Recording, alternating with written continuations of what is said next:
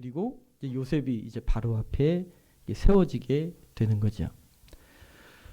예, 우리 14절, 16절까지 같이 한번 읽겠습니다. 14절, 16절입니다. 이에 바로가 사람을 보내어 요셉을 부르매 그들이 급히 그를 옥에서 내놓은지라. 요셉이 곧 수염을 깎고 그의 옷을 갈아입고 바로에게 들어가니 바로가 요셉에게 이르되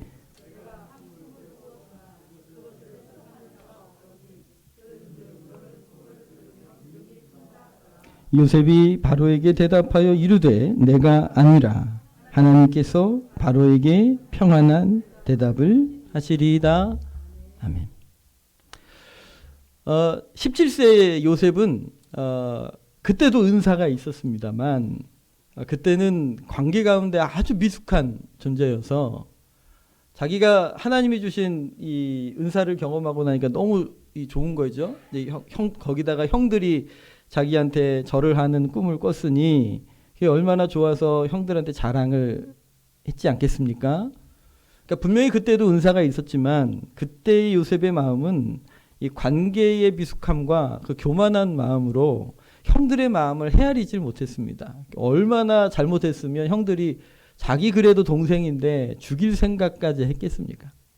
그런 미숙함이 나타나 있는 요셉인데 하나님의 손에 이끌림바 되어 13년이란 기간 동안 여러 환난을 겪게 되죠. 형들한테 팔려가고 노예가 되고 거기서 좀 나아지는가 싶었더니 또 억울하게 감옥에 갇히게 되고 자기를 도와줄 줄 알았던 사람은 깜깜무소식 2년 동안 자기를 잊어버린 그 상황들이 오늘 요셉의 삶 가운데 여러 가지 훈련이 된 거죠.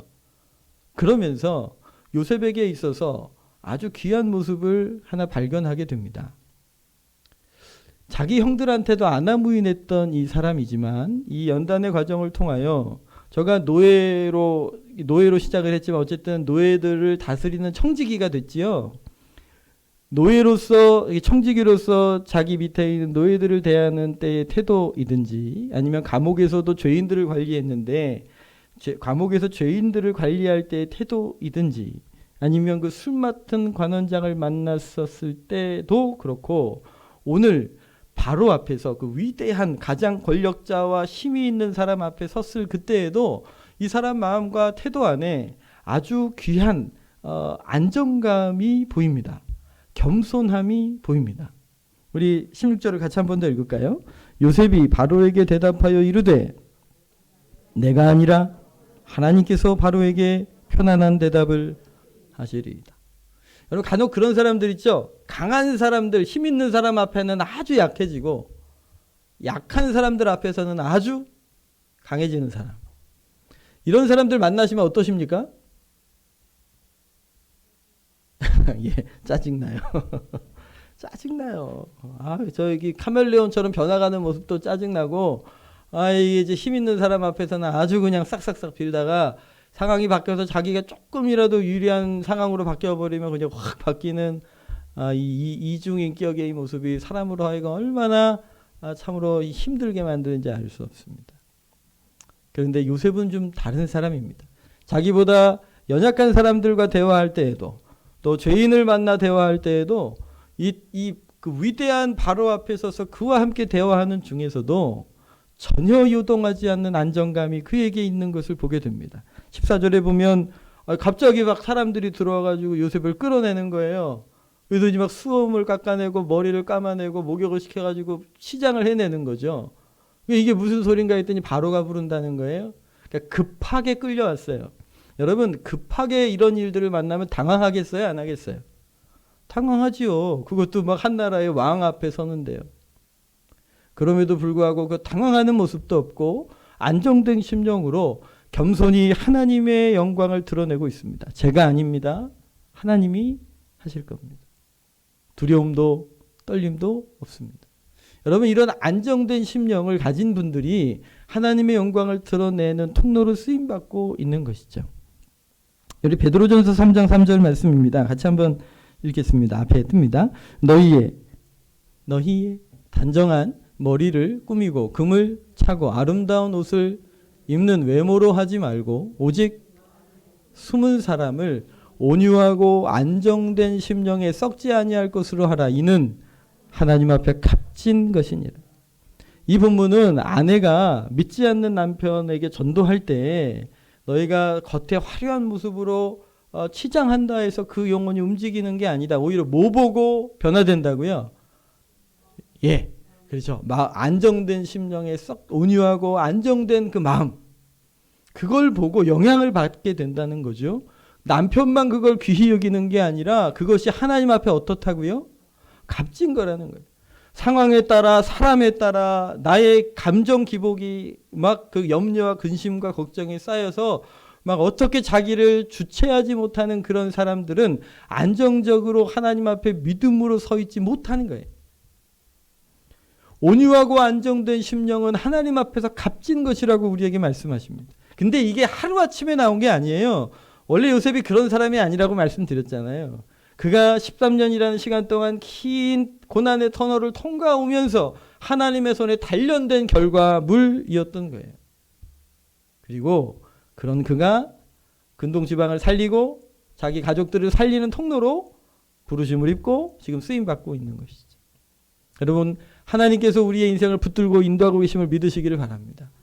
그분의 손에 들려질 때 하나님이 쓰실 만한 그릇으로 우리를 빚어가시는 거죠. 값진 사람으로 우리를 만져가고 계시는 줄 믿으시기를 바랍니다. 때로는 오늘의 한숨이, 오늘의 인내의 시간들이, 오늘의 고난이 오늘 우리로 하여금 힘들고 아프게 할 수 있습니다. 그러나 여러분, 하나님의 손에서는 절대 허탄한 시간들이 없음을 믿으시기를 바랍니다. 그분이 지금 일하고 계십니다. 우리의 삶 속에, 내 삶 속에 일하고 계심을 믿으십시오. 아직 내가 다 그걸 헤아릴 수는 없어요. 그러나 하나님을 믿으십시오. 아멘. 예수 그리스도를 내어주셔서 하나밖에 없는 아들을 십자가에 내어주심으로 내가 죄인 되었을 때에 하나님을 대적하고 원수 되었을 그 순간도 나를 사랑하셔서 아들을 내어주신 분이 이 모든 것들을 좋은 것으로 공급하시지 않겠습니까? 비록 때로 지금 겪고 있는 순간들이 힘들고 어려운 순간일 수 있어도 준비시키고 계심이라 믿으십시오. 아멘. 자, 이제 믿음이 여기까지 오면 그러면 이제 해야 될 게 있습니다. 하나님의 손을 믿으십니까? 그분의 손길을 믿으십니까? 그러면 이제 그분의 손에 맡기셔야 합니다. 나의 생애를 이제 그분의 손에 맡기십시오. 이게 믿음입니다. 저도 처음 예수님 믿을 때는 그냥 지옥 가기 싫어 예수님 믿었어요. 오늘 사는 삶이 너무 힘들었어요. 죄송하지만 그래서 이제 자살을 하려고 하는 자리까지 갔다가 하나님의 은혜로 저를 붙잡아 주신 거예요. 그러니까 그 당시에는요, 그냥 살려고 믿었어요. 살려고 교회를 다녔고, 성경을 읽지 않으면 그 부정적인 생각과 그 우울한 마음들이 저의 영혼을 막 망가뜨리니까요, 성경도 살려고 읽었어요. 살려고. 어떻게 해서든 지금 살아보고 싶어서. 예수님을 사랑해서 예수님 믿은 게 아니었어요. 이제는 제가 살고 싶어서 예수님을 믿었어요. 그러나 나를 위해 당신을 내어주신 그 십자가의 사랑이 저의 영혼을, 우리의 삶을 붙잡아 인도하고 계시는 것들을 경험하면서 하나님의 손에서 조금씩 조금씩 새로워지는 은혜들을 경험했지. 여러분, 하나님이 신실하십니다. 하나님을 믿으세요. 믿으시면 맡기게 됩니다. 여러분, 옛날 목욕탕에 뭐 있었다고요? 들어갈 때 표시. 맡기지 않으면. 요즘은 그런 거 없죠. 여러분, 하나님을 신뢰하게 되는 믿음의 표시 중에 하나가 하나님께 맡기게 되는 겁니다. 저희 삶을 그분의 손에 맡기기 시작할 때 그분이 일하심을 경험하게 되는 거죠. 여러분, 주님의 손에 맡기셔도 되겠습니까? 여러분의 지금 상태가 어떻든지 어느 자리에 계시든지 지금도 괜찮습니다. 그분이 우리의 토기장이가 되셔서 우리의 생애를 이끌어 가실 겁니다. 그분과 단 하루를 살아도 그분의 손에 빚어진 모습으로 하나님 앞에 쓰임받는 인생 되기를 바랍니다. 오늘 여기 41장에 등장한 요셉은 준비된 요셉입니다. 사실 13년 전에 바로 앞에 설 수도 있었겠죠. 그때도 은사가 있었으니까. 13년 전에도 은사가 있었으니까 바로가 꿈을 꿨으면 그거 해석해 줄 수 있었을 거예요. 그러나 오늘 그에게 이 위기의 상황을 맡길 수 있을 만한 그릇은 그때는 아니었어요.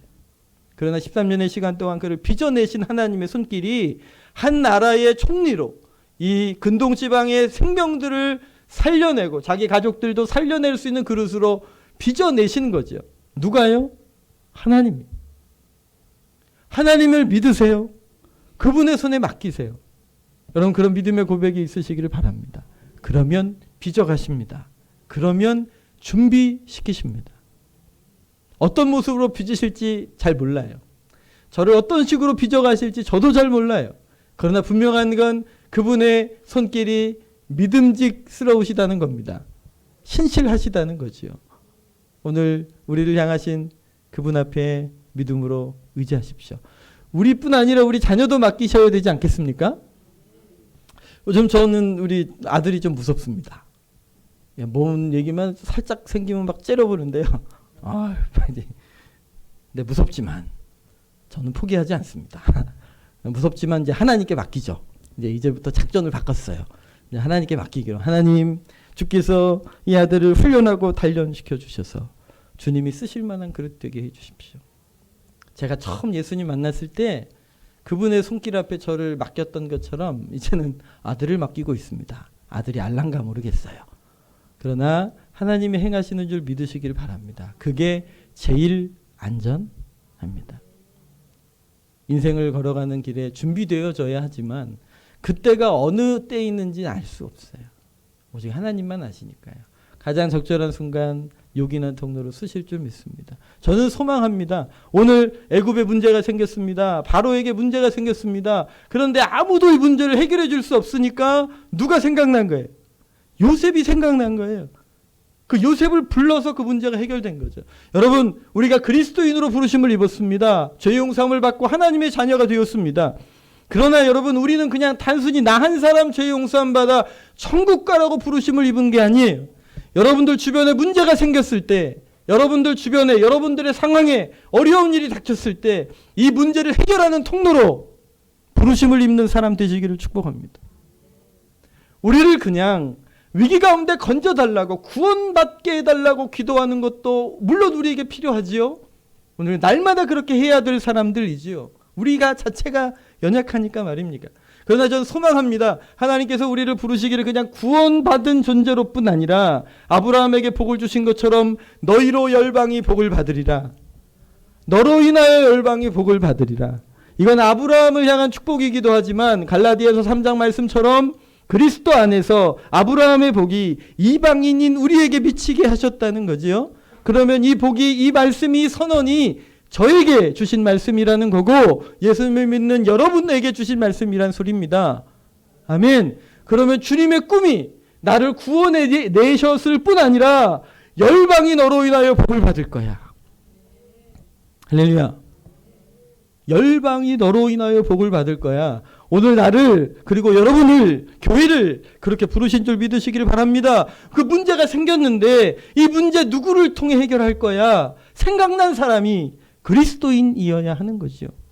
바로 여러분이, 여러분 회사에서, 여러분들 가정에서, 여러분들 학교에서 관계 가운데 문제가 생겼을 때 화평하게 하고 문제를 해결하고 어려움의 문제를 해방하여 오늘 요셉처럼 겸손히 고백하지 않아요? 제가 아니고 하나님이 하실 거고 하나님이 하시는 겁니다 라고 말할 수 있도록 오늘 우리를 써주시기를 소망합니다. 이 꿈이 있는 사람들은요 하나님의 손에 맡깁니다. 그러나 저는 그냥 편하게 인생 살래요. 천국 가는 거 감사합니다. 나 여기까지. 저는 그냥 편하게 살고 싶어요. 전 평범한 게 좋아요. 그래서 여러분, 평범한 건 아무나 사는 줄 아십니까? 한국의 평균은요 너무 높아져 있어요.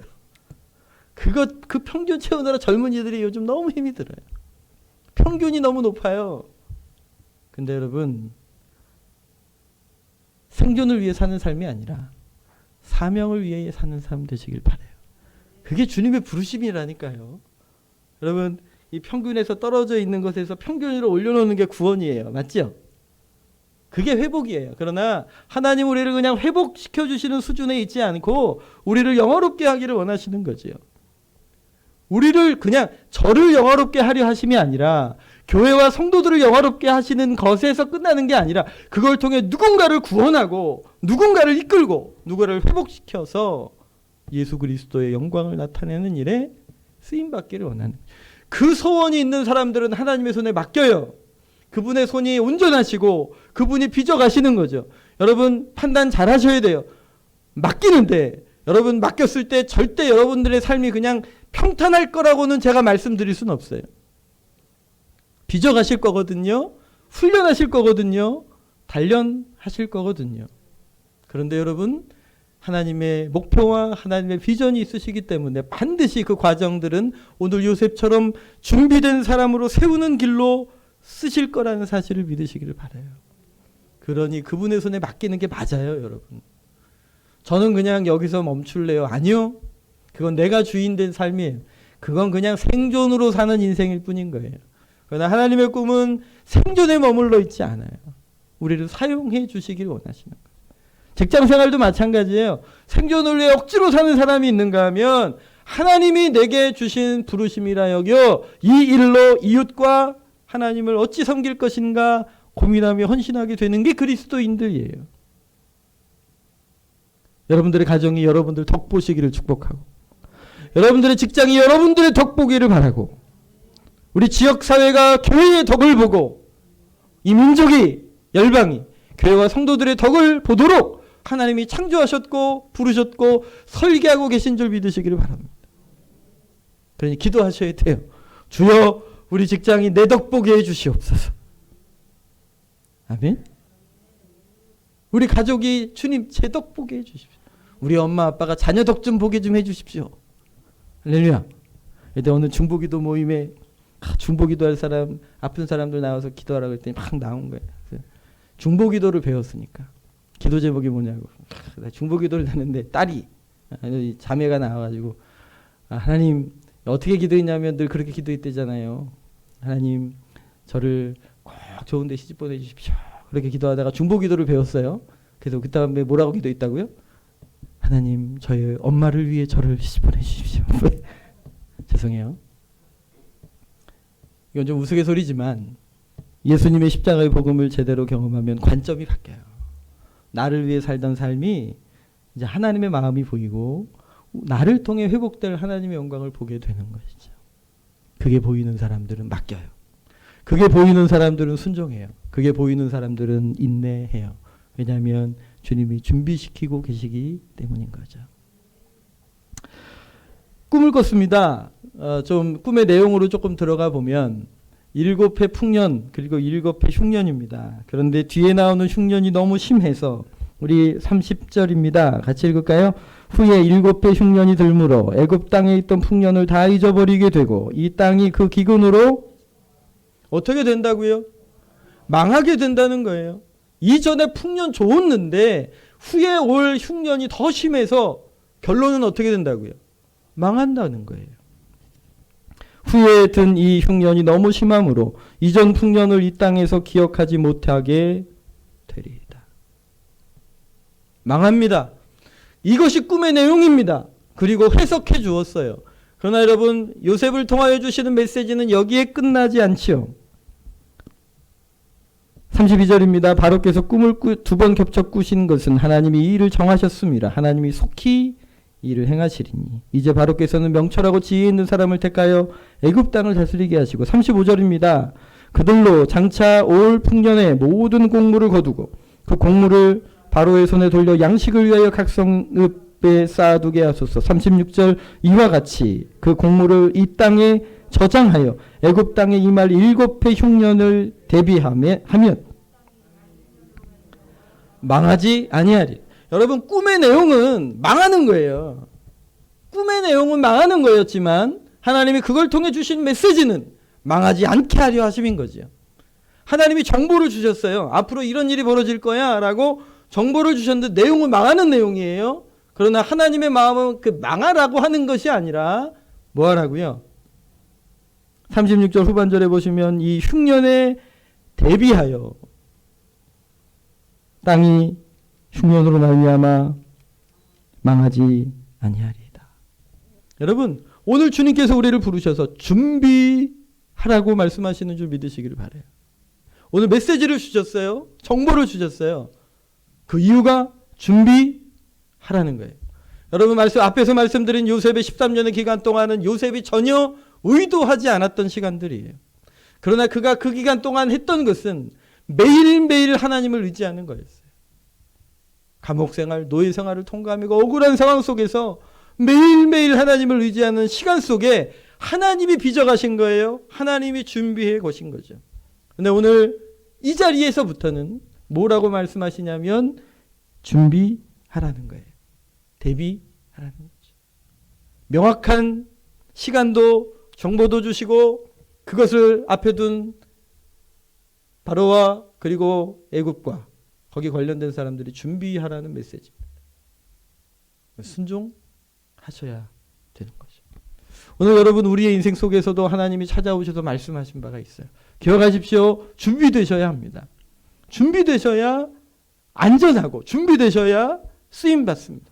지금 비록 요셉이 급하게 끌려왔습니다.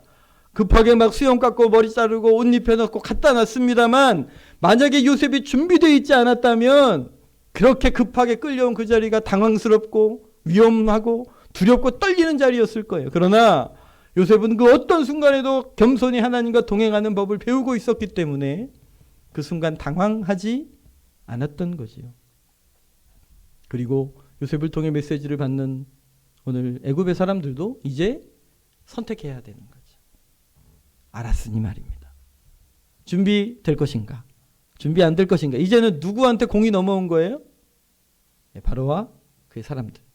우리들에게도 마찬가지입니다. 물론 오늘 본문을 가지고 여러 가지를 말씀드릴 수 있습니다만 여러분 성경을 읽다 보면 성경을 통하여 성도들과 교회에게 선명하게 주신 앞으로 벌어질 일에 대한 예언의 말씀이 있습니다. 어떤 분이 그러시더라고요. 내가 아주 예언을 하나 할 건데 이게 꼭 이루어질 거라고. 그래서 뭐라 그럴게요? 당신 죽을 거라고. 이루어질까요? 안 이루어질까요? 이루어지겠죠. 네, 여러분 하나님께서 인류와 교회에게 오늘 요셉과 바로에게 앞으로 될 일을 보여주신 것처럼 앞으로 일어날 일에 대해 선명하게 말씀하셨어요. 마태복음 13장입니다. 41절 42절 같이 한번 읽겠습니다. 인자가 그들이 그 나라에서 모든 넘어지게 하는 것과 또 불법을 행하는 저들을 거두어 내어 풀무불에 던져 넣으리니 거기서 무슨 말씀이십니까? 하나님께서 우리의 마지막 때에 주님의 심판대 앞에 서게 될 거라는 거예요. 그리고 거기서 악인과 선의를 갈라내어 풀무불에 던져 넣게 된다는 것이지요. 49절 50절 말씀입니다. 세상 끝에도 이러하리라. 천사들이 와서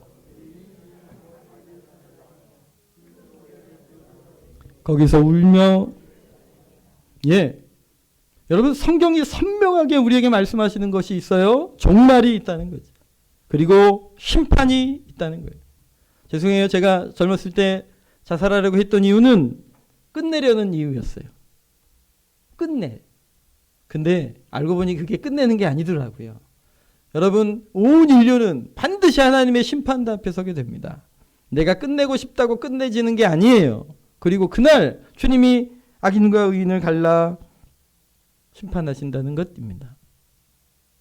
그런데요, 또 하나님 너무 친절하셔서 심판하실 때 어떤 기준으로 심판하실 것인지를 보여주셨어요. 여러분 이제 대학을 들어가려고 하면 각 대학마다 전형이 좀 달라요.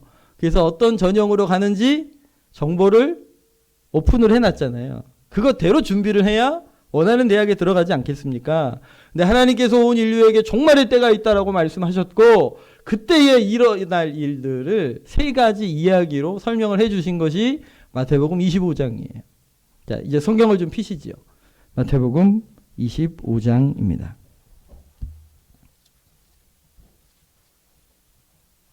마태복음 25장에는 여러분들이 잘 아시는 내용입니다. 설교도 많이 들으실 테고 세 가지의 이야기가 있습니다. 하나는 열처녀의 이야기입니다.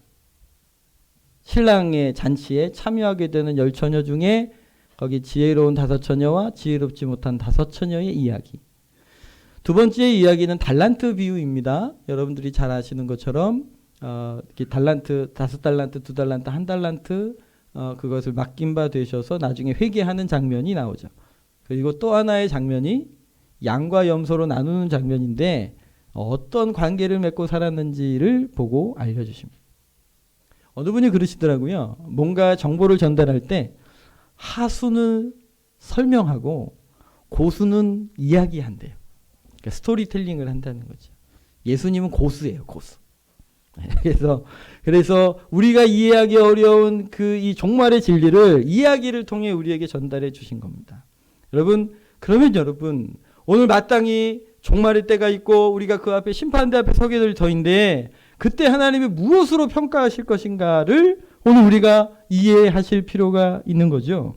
여러분 성경을 지금 보고 계시니까 열처녀 이야기 아시잖아요. 이스라엘은요 밤에 결혼식을 합니다. 그리고 신부의 들러리들이 있어요.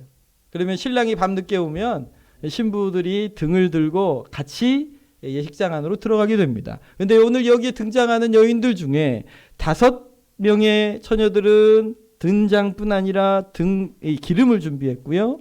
그리고 나머지 5은 기름을 준비하지 못했습니다. 그 이후로 신랑이 늦게 도착했을 때에 기름이 준비된 사람들은 잔치에 들어갔고 그렇지 못한 사람은 들어가지 못했습니다. 우리 11절, 13절까지 읽겠습니다. 그 후에 주여 주여 우리에게 열어주소서. 대답하여 이르되 진실로 너희에게 이르노니 내가 너희를 알지 못하노라 하였느니라.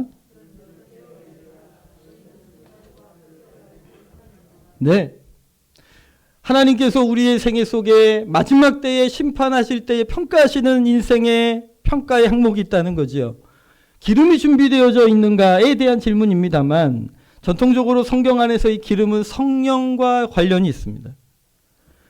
여러분 준비돼야죠. 오늘 장면에 보니까 닥쳐진 그날에는 준비할 수 있대요, 없대요?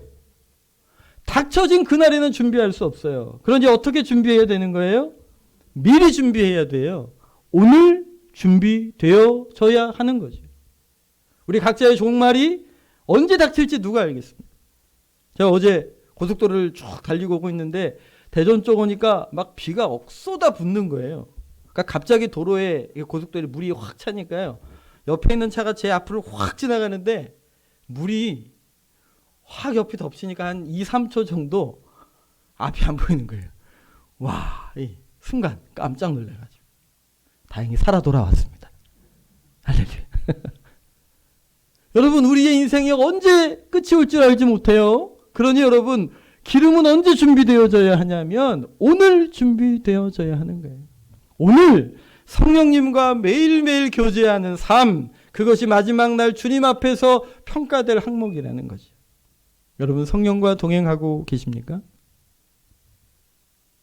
왜 아멘 소리가 안 들리죠? 제가 비록 이게 아크릴판 안에 있지만 여러분 반응을 더 크게 해주셔야 제가 알아요. 입으로만 하시면 큰일 나요. 여러분 성령과 동행하고 계십니까? 아멘. 여러분 지금 다 입을 가리고 계시기 때문에 눈으로밖에 제가 지금 확인할 수가 없어요. 아멘을 크게 하십시오.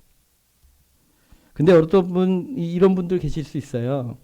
사도행전 19장에 가면 사도 바울이 에베소 교회를 딱 가서 너희가 성령을 받았느냐라고 질문하니까 에베소 성도들이 뭐라 그랬냐면 우리는 성령에 대하여 들어본 적도 없습니다. 혹시 성도들 가운데 그러실 수 있어요. 근데 여러분 이것은 그냥 지나갈 문제가 아닙니다. 고린도전서 12장에 보면 성령으로 하지 않고서는 아무든지 예수를 주라 할 수 없느니라 말씀하셨습니다. 여러분 예수님이 여러분들의 인생의 주인이십니까? 크게 하셔요. 여러분 예수님이 여러분들의 인생의 주인이십니까? 여러분 그 믿음의 고백이 나의 영혼 안에서 정직한 고백이라면 아무도 성령이 아니고서는 예수를 주라 할 수 없습니다. 그러면 성령께서 내 안에 계실까요? 안 계실까요? 계시다는 소리예요. 예수 그리스도를 믿으시지요. 그분이 날 위해 죽으시고 부활하신 걸 믿으시지요. 그분을 주라 부르시지요. 그건 내가 하고 싶어서 되는 게 아니에요. 내 안에 성령께서 계셔서 고백할 수 있는 거예요. 그러니 여러분 내 안에 계신 성령을 믿으세요. 나를 성령의 전우로 삼으셨기에 오늘도 나와 함께 하시고 나를 인도해 가시는 줄 믿으시기를 바랍니다. 근데 저도 그랬어요. 저도 아니 뭐 설교를 듣거나 뭐 누가 간증하는 거 들으면 뭐 누가 인도해 주셨다는 둥 그러시는데 저는 눈만 감으면 시커 아니 뭐 인도해 주셨다는데 뭐 기도하다가 조용히 있어 보면 참 하고 도대체 이게 뭔가요? 아니 로마서 8장 14절에 보니까 무릇 하나님의 영으로 인도함을 받는 자는 곧 하나님의 아들이다 그러셨거든요. 전 예수님 믿고 죄 용서 받은 것도 확신하는데 하나님 저는 성령의 인도함이 뭔지 잘 모르겠어요. 그때부터 그게 이제 기도 제목이 된 거죠. 주님 성령께서 저를 인도하신다는데 성령의 인도함을 받는 자가 곧 하나님의 자녀라고 말씀하고 계시는데 제가 성령의 인도함이 뭔지 제가 도통 모르겠습니다. 주님 저에게 알려주십시오. 가르쳐 주십시오. 그런 목마름을 저한테 일으켜 주시더라고요. 여러분 기억하십시오. 기름이 준비된 사람이어야 합니다. 여러분 이 처녀들을 기다리던 사람은 신랑을 알았을까요? 몰랐을까요? 10명 다 신랑을 기다리고 있었다니까요. 그런데 성령의 기름 부으심을 몰랐어요. 한쪽은. 그냥 넘어갈 일이 아니에요. 여러분 매일매일 성령의 인도함에 기름 부으심을 의지하며 귀 기울이시기를 바랍니다. 그분이 내 안에 계시다면 그분 인도하시겠어요? 못하시겠어요? 하시는 거예요. 문제는 제가 못 알아먹어서 그렇죠. 제 귀 여시고 제 눈 여시고 제 마음 여셔서 알게 하여 주시옵소서. 가끔 저도 헷갈릴 땐 기도해요. 하나님 제가 좀 알아듣게 인도해 주세요. 하나님 신실하십니다. 여러분 하나님의 인도함을 매일매일 만나시기를 예수님 이름으로 축복합니다. 그건 매일매일의 일이어야 합니다. 오늘의 일이어야 합니다. 그분은 말씀으로 기도로 환경으로 때로는 예배로 오늘 우리에게 다가오시는 성령의 인도함을 만나시고 작은 인도하심에도 순종하시면 더 큰 역사를 경험하게 될 줄 믿습니다. 그렇게 준비되는 것이죠. 두 번째 주님께서 평가하신다는 건 달란트인데요. 여러분 중요한 건 이겁니다. 주어졌다는 거죠. 5달란트든 2달란트든 1달란트든 양과 상관없이 주어졌다는 것입니다. 제가 수요일날 이미 예고를 했습니다. 여러분 이제 여러분에게 질문을 드립니다. 여러분의 사명은 무엇입니까? 네, 여기에 답이 있으셔야 합니다. 5달란트 받은 사람, 2달란트 받은 사람은 이것이 주인으로부터 주어진 것인 줄 알았습니다. 알았기 때문에 사명인 줄 알았고 바로 가서 장사하여 남겼다는 거지요. 그런데 이 1달란트 받은 사람은 거기에 대한 생각이 별로 없었어요.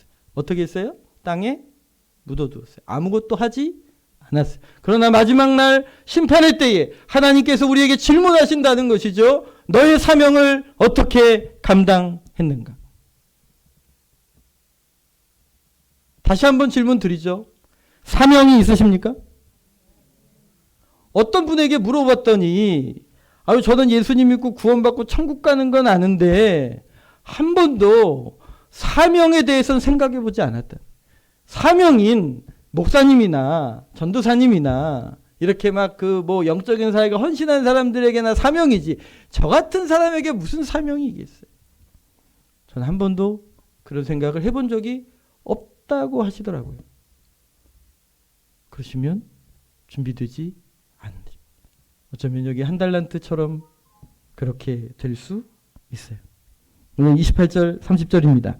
같이 읽겠습니다. 그에게서 그 1달란트를 빼앗아 10달란트를 가진 자에게 주라.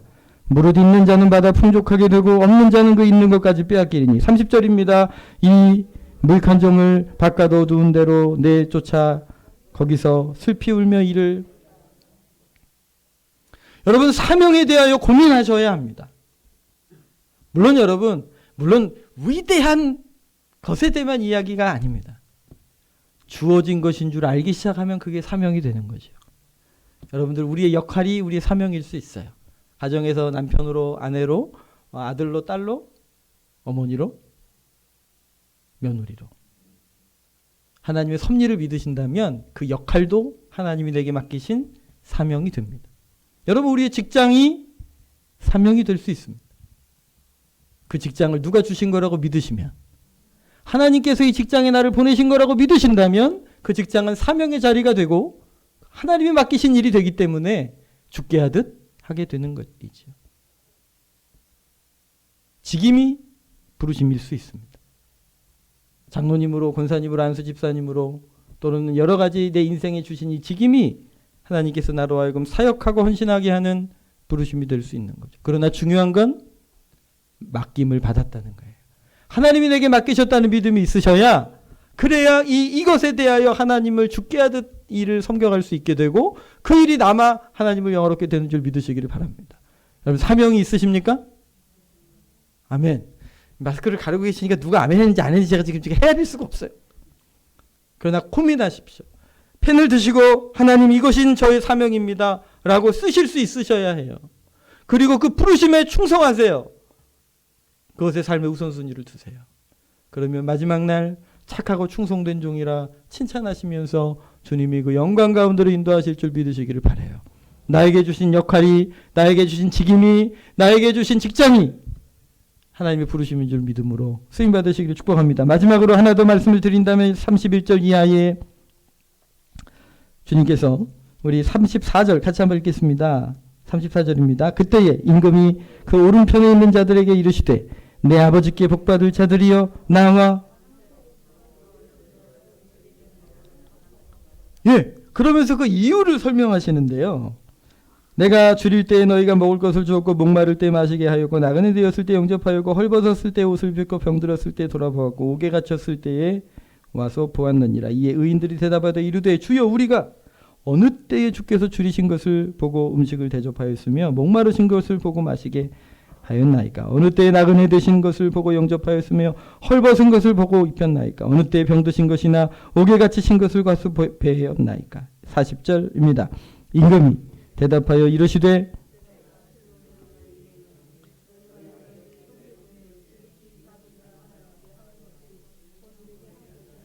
마지막 때에 주님 앞에 서는 그날 매일매일 성령님과 어떻게 교제하고 살아왔는가에 대한 평가가 있을 거예요. 우리에게 맡기신 일을 어떻게 사명을 감당했는가를 보시겠다는 것이죠. 근데 또 하나 보시겠다는 것이 있는데 관계예요. 오늘 나에게 붙여주신 사람들과의 관계 가운데 어떤 삶을 살았는가를 보시겠다는 거죠. 특별히 너희 중에 작은 자. 우리가 쉽게 내 인생에서 밀어낼 수 있고 무시할 수 있고 신경 끌 수 있는 존재들. 그러나 그들이 내 인생의 주변의 가운데 발견되고 보게 하고 알게 하시는 것은 하나님이 우리에게 주신 기회라는 거예요. 여기 등장하는 의인들은 예수님을 섬기는 믿음으로 야 이분이 예수님이야. 내가 이분을 섬기면 예수님 대접하는 거야. 이런 믿음으로 한 게 아니라 그냥 관계 가운데 섬겼던 일인데 그걸 주께서 받으신 것이죠. 여러분 우리의 인생은 사라지는 것이 아닙니다. 우리의 인생은 쌓여져 갑니다. 주님과 매일매일 교제하는 삶이 쌓여져 갑니다. 할렐루야. 사명을 위하여 우리의 삶의 우선순위를 두고 주님 앞에 달려갔던 그 수고와 헌신이 쌓여져 갑니다. 뿐 아니라 오늘 우리의 주변에 우리의 도움이 필요한 사람들을 섬기고 저들의 발을 씻으며 관심을 가져주신 일들이 쌓여져 가는 것이죠. 기억하십시오. 우리의 인생은 사라지는 것이 아니라 쌓여져 갑니다. 그 사랑으로 오늘 우리가 부르심을 입은 거죠. 여러분 이것이 마지막 날에 하나님께서 우리를 택하여 부르실 때에 평가하시는 기준이 된다는 사실을 기억하시기를 바랍니다. 흉년의 때에 준비되어져야 했던 것처럼 오늘 우리가 마땅히 종말의 때를 바라보며 오늘 하루를 준비하시며 하나님의 손에 쓰임받으시는 영광의 자리에 있으시길 바랍니다. 그 심판의 자리가 두렵고 떨리고 수치의 자리가 아니라 준비되어 영화롭고 존귀한 자리가 되어 하나님의 손에 쓰임받으시기를 예수님 이름으로 축복합니다. 이 톨스토이의 글 중에 이제 구두수성공 이야기가 나옵니다. 어느 날 이 구두수성공은 아침에 열심히 낮에는 일하지만 밤이면 성경을 펴고 묵상하는 경건한 그리스도인이었습니다. 묵상하는 중에 예수님이 나에게 찾아오시면 내가 어떻게 예수님을 영접할까 그런 고민을 하다가 잠이 들었는데 꿈에 하나님의 음성이 들립니다. 내일 아침에 내가 너를 찾아가겠다. 그 꿈에서 깨어나서 깜짝 놀랐죠. 그리고 이제 기대하는 마음으로 하루를 시작을 합니다. 예수님을 기다리는 거죠. 가난한 구두 수송공이었기 때문에 수프와 그리고 차를 준비해 놨습니다. 근데 조금 기다리고 있는데 이게 반지하 창문이 바깥으로 있는 지하에 살고 있었거든요. 길을 쓸고 있는 추위의 겨울에 아침에 일찍 청소부를 보게 되죠. 추위에 떨고 있는 그를 불러 차를 대접합니다. 조금 지났더니 이 벽에 추운 옷을 아주 얇은 옷을 입고 한 아기를 안고 있는 한 여인을 발견하게 되죠. 그를 초대해서 자기 겉옷을 주고 일부의 돈을 주어 아기의 우유 값하라고 주고 보냅니다. 조금 더 기다렸더니 밖에서 시끄러운 거예요. 한 아이가 이 시장에서 사과 하나를 훔쳐 달아나다가 잡힌 거예요. 그래서 그 아이를 놓아주는 일을 도와주게 되죠. 그리고 하루를 보낸 거예요. 그 밤에 이 주님이 오신다고 했는데, 그리고 밤에 다시 묵상을 하고 있는데 갑자기 누군가가 옆에 나타난 것 같아요. 그러면서 오늘 그게 한 사람이 툭 나타나는 거죠. 아침에 만났던 청소부 아저씨가 확 나타나면서 나였네. 그리고 장면이 또 바뀌면서 그 여인과 그 사과를 훔치던 그 아이의 모습이 드러나면서 나였네. 여러분, 오늘 언젠가 주님 앞에 서는 그날 우리가 관계 맺고 살아갔던 그 사람들의 모습으로 예수님이었다고 말씀하실 수 있어요. 그러니 오늘 우리의 관계들 가운데 하나님의 손에서 귀하게 쓰임 받으시기를 예수님의 이름으로 축복해요. 여러분, 오늘의 인생은 사라지지 않습니다. 준비되어져 가고 있습니다. 하나님의 손에 맡기시면 하나님의 손에 응답의 통로로 귀하게 준비되는 줄 믿으시기를 바랍니다. 그리고 마땅히 이 때를 우리에게 분명히 선명하게 알게 해주셨으니요, 우리도 준비되어져야 하거든요. 근데 사실은요, 이런 기준을 알아도요, 우리의 힘으로 잘 못 살아요. 우리의 손으로 잘 못 살아요. 그래서 여러분, 예수님을 바라보셔야 해요. 예수님을 사랑하니까 그분과 교제하게 되고요. 예수님을 사랑하기 때문에 우리에게 맡겨진 사명에 충성되게 되고요. 예수님을 사랑하기 때문에 내 주변의 영혼들을 귀히 섬길 수 있게 되는 거죠. 예수님을 마음에 품으시고 날 위해 죽으시고 부활하신 예수님을 바라보시고 예수님을 사랑하십시오. 그분의 손에 맡기시면 그분의 손에 준비되어 참으로 유기에게 쓰임받게 될 줄 예수님의 이름으로 축복합니다. 이 시간 우리 같이 한번 기도했으면 좋겠는데요. 여러분들의 인생은 어떻게 준비되고 계신가요?